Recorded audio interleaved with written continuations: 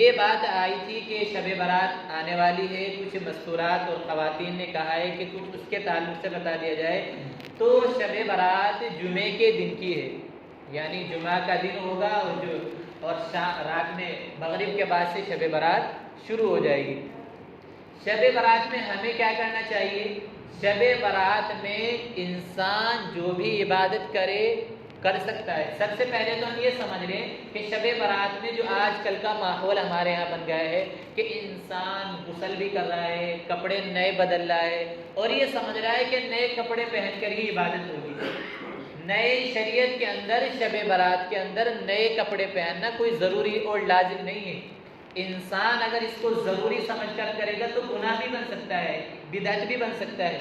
ہاں، انسان کے کپڑے پاک ہوں، صاف ہوں، چاہے وہ پرانے ہوں، لیکن پاک اور صاف ہونے چاہیے، نئے ہونا ضروری نہیں۔ انسان پاک صاف کپڑے پہنے، ہر جمعے کو پہنے، اچھے سے اچھا جوڑا پہنے۔ اللہ کے نبی صلی اللہ علیہ وسلم نے فرمایا کہ جمعے کا دن ہفتے کی عید ہوتی ہے اور انسان کو جمعے کے دن اس کے پاس جتنے جوڑے ہیں، جتنے کپڑے ہیں، ان میں سب سے بہتر جو جوڑا ہے وہ انسان کو پہننا چاہیے۔ اللہ کے نبی صلی اللہ علیہ وسلم کی یہ حدیث ہے، آج انسان اس پر عمل کر سکتے ہیں۔ تو شب برات کے لیے لازم نہیں ہے کوئی غسل کرنا، ہاں پاک ہونا چاہیے، پاک ہو، کپڑے صاف ہوں، یہ ضروری ہے۔ دوسری بات یہ، ہم عبادت کیا کریں؟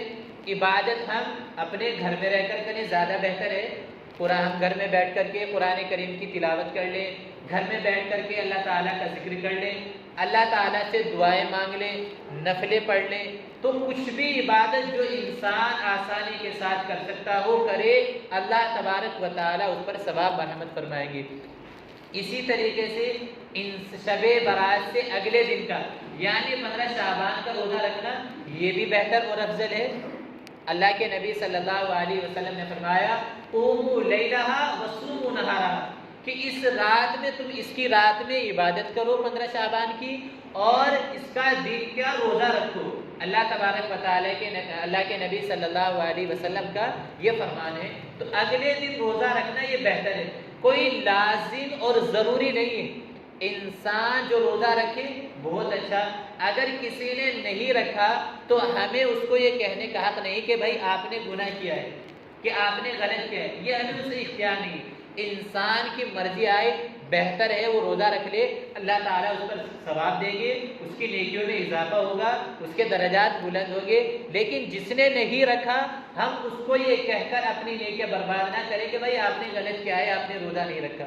اسی طریقے سے دوسری بات یہ، خاص طور سے مستورات اور خواتین حضرات سنیں، جو ایک قسم کی میسج چلتے ہیں، روایات چلی آ رہی ہے کہ ہم نے سنا ہے کہ اس طریقے سے شب برات کے اندر نماز پڑھنی چاہیے کہ سورہ فاتحہ پڑھیں، سورہ فاتحہ کے بعد پھر قل هو اللہ احد 3 بار پڑھیں، 11 پڑھیں، 11 مرتبہ پڑھیں، ہر رکعت میں اسی طرح پڑھنا ہے۔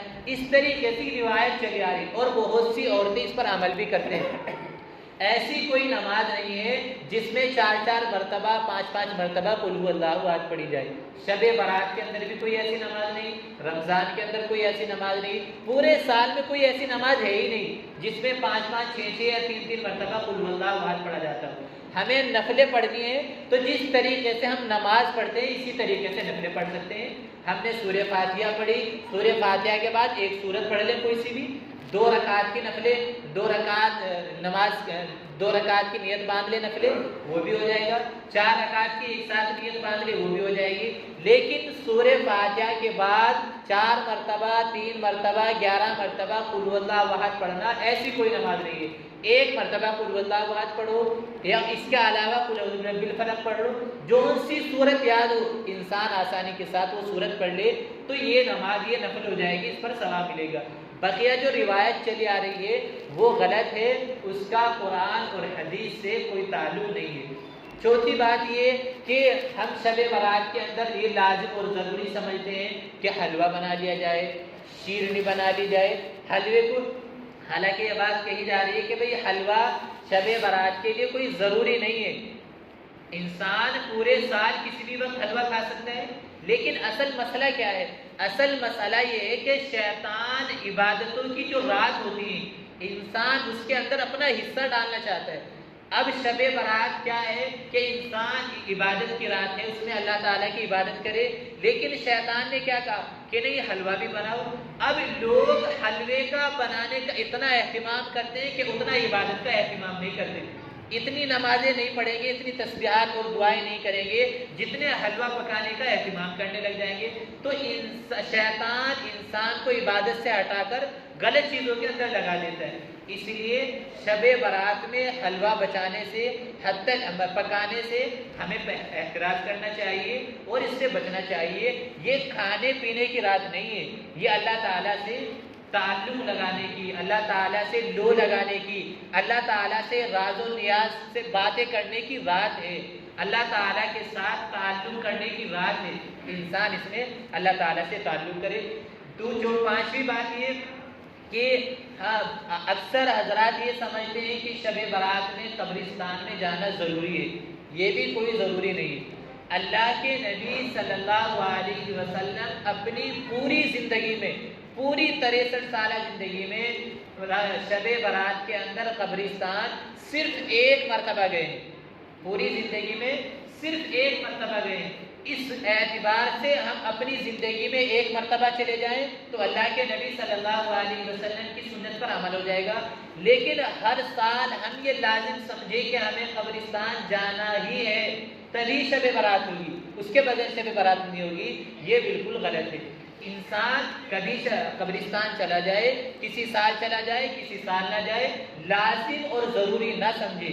یعنی ہمارے ذہن میں یہ باتیں بیٹھ گئی ہیں کہ شب برات جب ہی ہوگی جب ہم قبرستان کا چکر کاٹ کر آئیں گے، بھلے ہی وہاں جا کر حلیم کھائیں، بریانی کھائیں، پکوڑے کھائیں، باتیں کریں، ادھر ادھر کی آدمیوں کی چگلی کریں، ایب جوئی کریں، بھلے ہی وہ کریں، لیکن انسان عبادت کرنے کے بجائے ان چیزوں کے اندر مشغول ہو کر اگر اس کو ثواب نیکی کمانے کا ذریعہ ہوتا تو وہ بھی ختم ہو جاتا ہے۔ اس لیے انسان کو اس سے بھی بچنے کا اہتمام کرنا چاہیے۔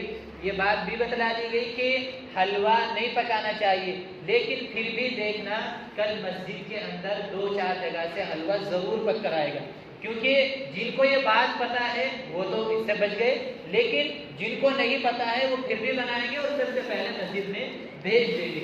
اس لیے میری گزارش ہے خواتین سے، مسجد میں حلوہ بنا کر نہ بھیجیں بلکہ اپنے گھر میں بھی نہ بنائے، کیونکہ یہ ایک طریقے کی بدعت اور رسم و رواج چلا آ رہا ہے۔ اللہ تعالیٰ ہم سب کو عمل کرنے کی توفیق عطا فرمائے۔